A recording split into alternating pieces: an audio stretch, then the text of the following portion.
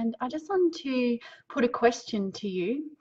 What idea would you share with the world if you had just 10 minutes to get an idea across? So today I was on a live training, Awaken Your Stage, which I participated in online, and it was run by Jayne and Datta, who also teach Art of Feminine Presence. Well, Jayne does, and Datta is a great assistant.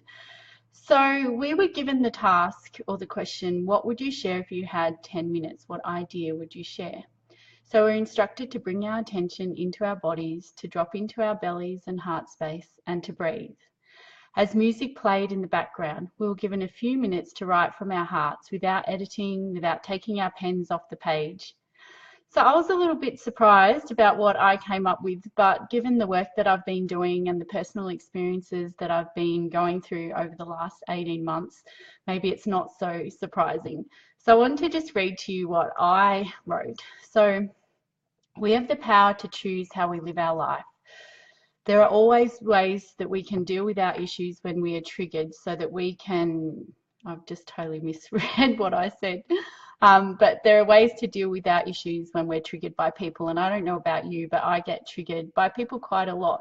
And going through a marriage breakup and separation, I've been triggered a lot by what my husband has written on Facebook. And, you know, rather than reacting to that, I've gone into myself and said, okay, what's in this for me? What's going on for me? And I've just sat with those emotions and really processed them.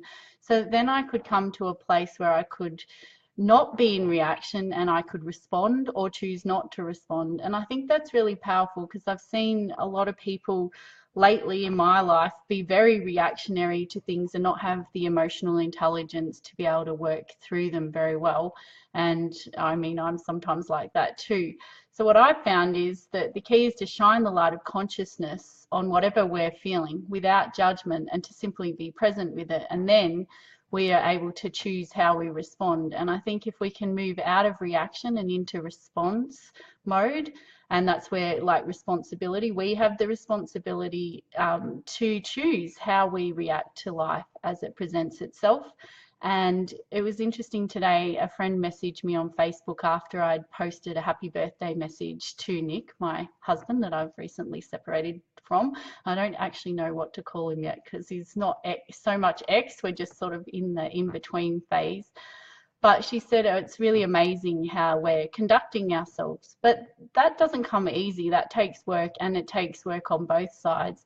But I had always said that my intention would be that I would behave at this level regardless of how Nick was going to behave. And, you know, thankfully he's up here too. So we're being able to co-parent our child together really well. And, you know, it's only early days. We're still going, we've got our parenting plan, but we're still going through mediation around finances, which is always a bit stressful for everyone.